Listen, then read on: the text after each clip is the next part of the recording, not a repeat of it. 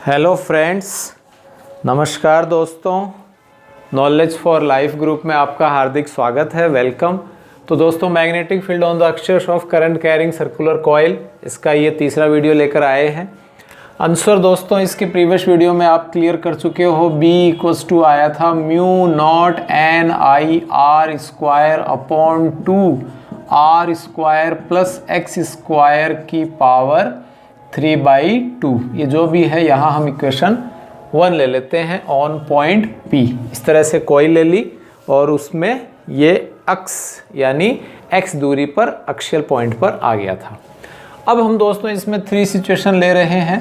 पहली सिचुएशन ये है कि जब P बिंदु कुंडली के केंद्र पर स्थित हो,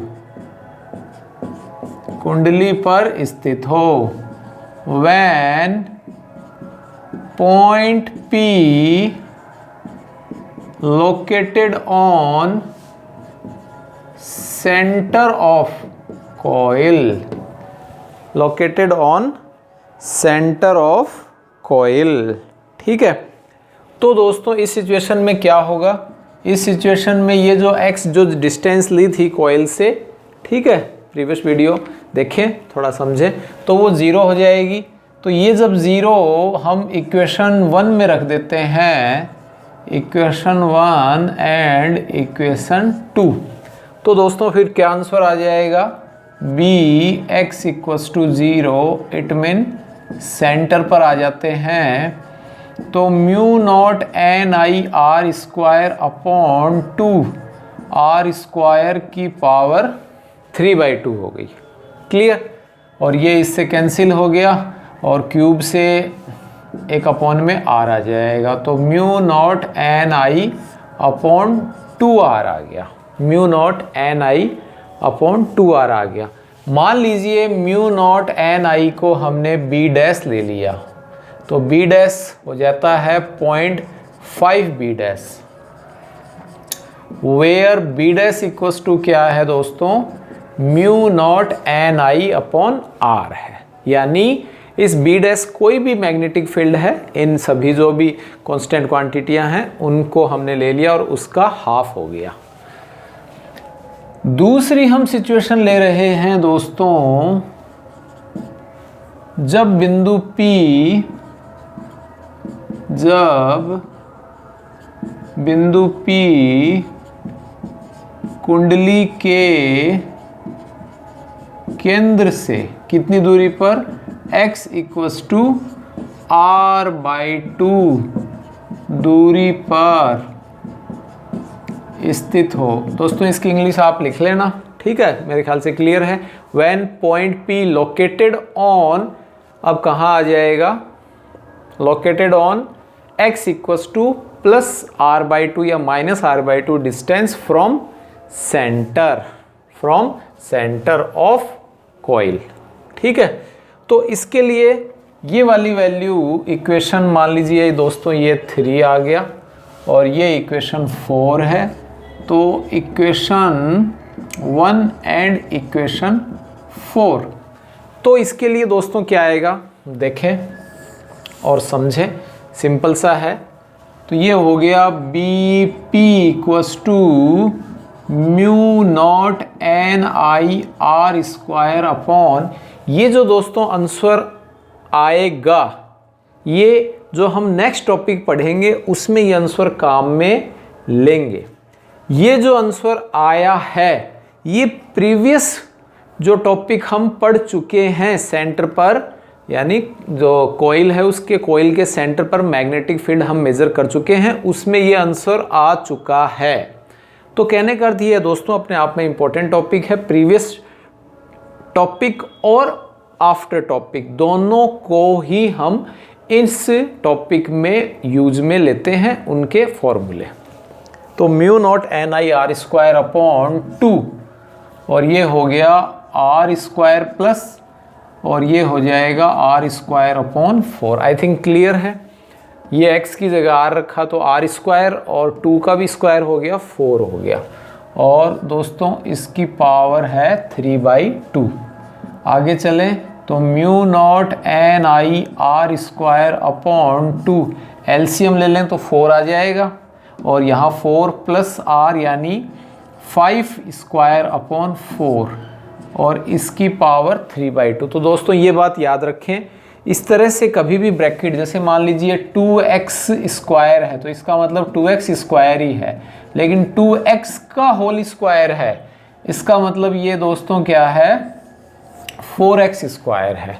तो ये डिफरेंस क्लियर करें। होल इस तरह से ब्रैकेट हो दोनों क्वांटिटियों के तो वो दोनों में ही यूज आता है। जनरली हम ये लिख देते हैं, ठीक है, नीचे वाले में भी ऊपर वाला आंसर ही लिख देते हैं।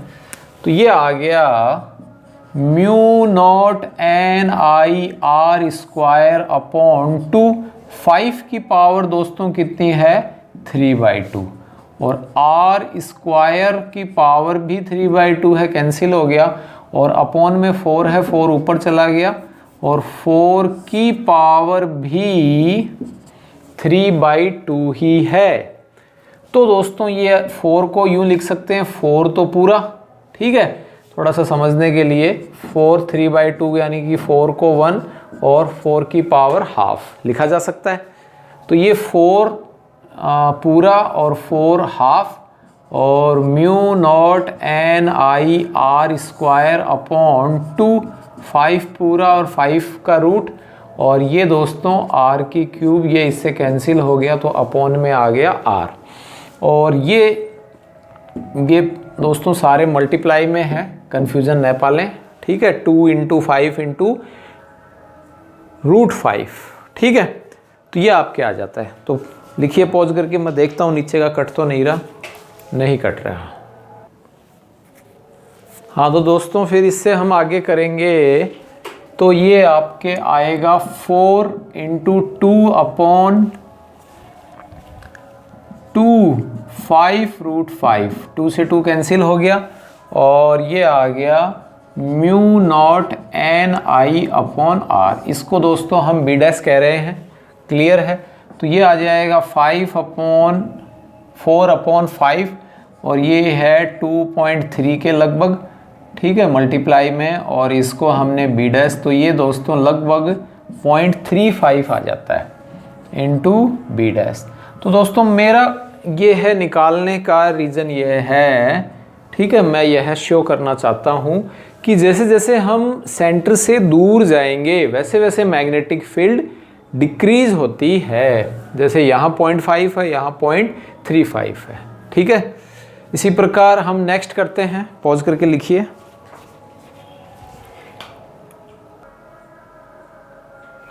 हाँ तो दोस्तों तीसरी जो कंडीशन है सी वाली, कि जब बिंदु P कुंडली के x = r दूरी पर स्थित हो, यानी कुंडली की त्रिज्या के बराबर दूरी है।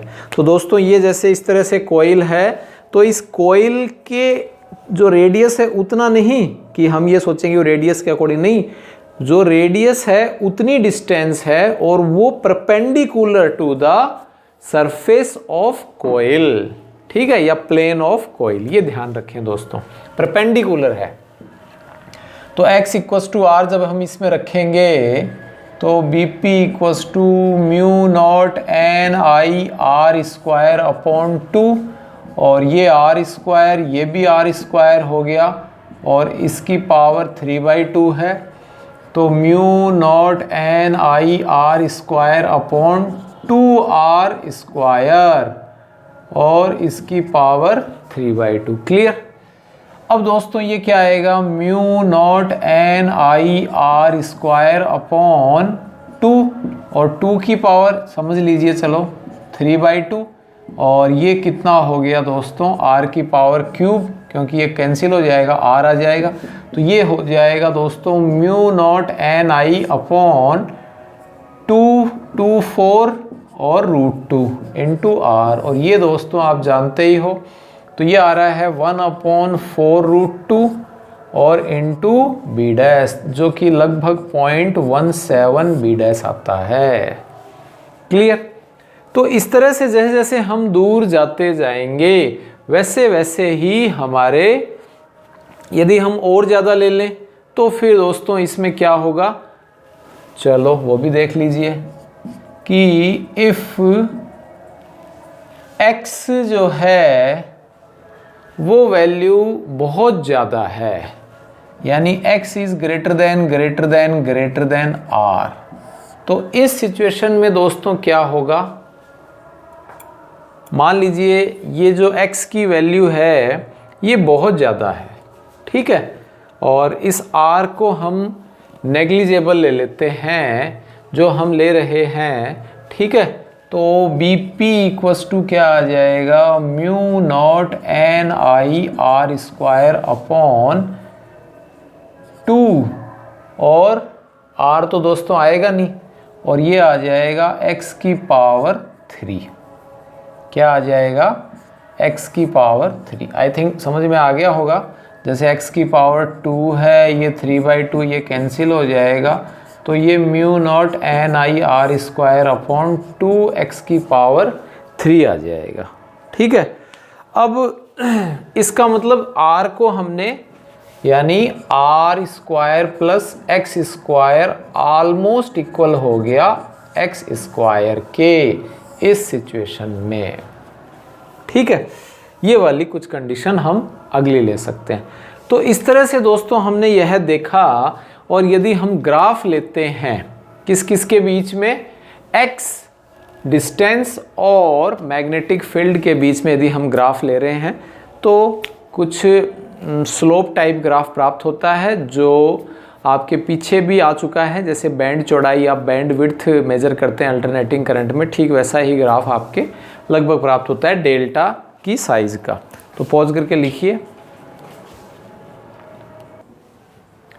हाँ तो दोस्तों ये अब हम क्या कर रहे हैं कि ग्राफ ले रहे हैं अक्षीय बिंदु P जो आपने पीछे लिया था, और विभिन्न स्थितियों के लिए चुंबकीय क्षेत्र B के परिवर्तन का ग्राफ दर्शाते हैं, ठीक है। इसको आप इंग्लिश में लिख सकते हो, जैसे मैं बोल रहा हूँ वैसे लिख लीजिए कि the variation of magnetic field B with various position of axial point of current carrying circular coil as shown in figure. Clear? We take the various points of point P and along the, ठीक है, magnetic field B, change in magnetic field B we take as shown in graph, और इस graph से ही सारी चीज़ें दोस्तों यहाँ मैं क्लियर कर देता हूँ, और इसके बारे में आप इजीली लिख लेना, ठीक है। The variation of magnetic field एक, और इसके साथ में क्या है, the variation of magnetic field with the different position of axial point P। तो सबसे पहले दोस्तों आपके ध्यान हो B, और ये इधर हमने ले लिया x, तो x इक्वस टू 0 था तो b की वैल्यू 0.5 b डैश आई थी, जो कि हमने मान लीजिए यहाँ सीखा है। फिर उसके बाद में जो ग्राफ है वो चेंज होता रहता है, ये मान लीजिए x इक्वस टू r/2 है, यहाँ 0.35 के लगभग आई थी याद हो तो, और फिर उसके बाद में आपके लगभग इतनी ही दूरी के ऊपर x इक्वस टू r आया था तो 0.17 आया था। ठीक इसी प्रकार इधर वाला भी ऐसे ही ग्राफ लेना चाहें तो आप ले सकते हो, आफ्टर सम टाइम ये लीनियर बन जाता है इस तरह से, ठीक है। तो ये वाला पॉइंट दोस्तों यहाँ हो गया, और ये हो गया -r/2, और ये हो जाएगा x इक्वस टू -r। तो इस तरह से हम देख रहे हैं कि x इक्वस टू 0 है तो जो वैल्यू है BP की वो मैक्सिमम आती है, ठीक है, क्या आ जाती है, मैक्सिमम। और दोस्तों ये हम दो पॉइंट ले लेते हैं, एक P1 और एक P2, इनको हम कहते हैं नति परिवर्तन बिंदु। इनको हम क्या कहेंगे, नति परिवर्तन बिंदु, points of inflection, point of inflection. इन पॉइंट्स के ऊपर तेजी से ट्रांजिशन हो रहा है मैग्नेटिक फील्ड का, या तो तेजी से इंक्रीज हो रहा है या तेजी से डिक्रीज हो रहा है, suddenly increase and suddenly decrease. तो ये हैं नति परिवर्तन बिंदु या पॉइंट्स ऑफ इन्फ्लेक्शन, ठीक है, पॉइंट ऑफ इन्फ्लेक्शन। क्लियर? तो इस तरह से दोस्तों ये जो x की वैल्यू है वो आप जैसी भी ले रहे हैं उसके अकॉर्डिंग हम यहाँ ले सकते हैं, ठीक है। ये x is less than r/2, x is greater than r/2, इसके अकॉर्डिंग हम ले रहे हैं। तो इधर वैल्यू आपके डिक्रीज हो रही है, इधर इंक्रीज हो रही है। इस तरह से आप इसमें समझ सकते हैं। तो आई थिंक ये क्लियर है कि we draw the graph between BP and change of the different position, then the maximum value on point P यानी center, and then the values decreases when the positions and situations of distance increases, ठीक है। तो ये जैसे जैसे distance हम increase कर रहे हैं वैसे वैसे मैग्नेटिक फील्ड डिक्रीज हो रही है। तो ये दोस्तों पर्टिकुलर किस पॉइंट के ऊपर आया है, x ± r/2। तो आपसे पूछ लिया जाए कि पॉइंट ऑफ इन्फ्लेक्शन क्या है, तो point of inflection as a particular वो है पॉइंट है जब जो डिस्टेंस है that is the radius of half, यानी जो दूरी की आधी हो जाती है, उस अवस्था में जो पॉइंट्स प्राप्त होते हैं उन्हें हम नति परिवर्तन बिंदु कहते हैं, ठीक है। तो इन बिंदुओं पर आपके क्या होगा, dB/dx की जो वैल्यू है वो कांस्टेंट हो जाती है, ठीक है। और d²B/dx², तो ये हम ले लेंगे चेंज इन, ठीक है, डिस्टेंस। तो ये आपके ज़ीरो हो जाएगी। एक पर्टिकुलर पॉइंट के ऊपर हम यहाँ ये ले रहे हैं ना, इन पॉइंट्स के ऊपर आपके ज़ीरो हो जाएगी, ठीक है। यहाँ ये मैक्सिमम है ही, और चेंज इन x तब ये आपके कांस्टेंट हो जाती है। तो आई होप ये आपको वीडियो पसंद आया होगा और काफ़ी हद तक ये समझ में आ गया होगा कि यहाँ ये टॉपिक के द्वारा हमने क्या क्या कंक्लूजन निकाला है।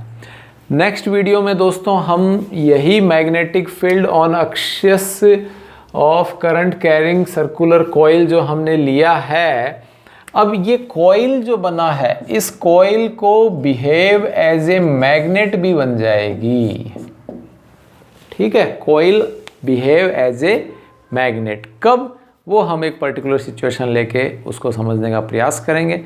जब तक हंसते रहिए, मुस्कुराते रहिए। Thanks for watching.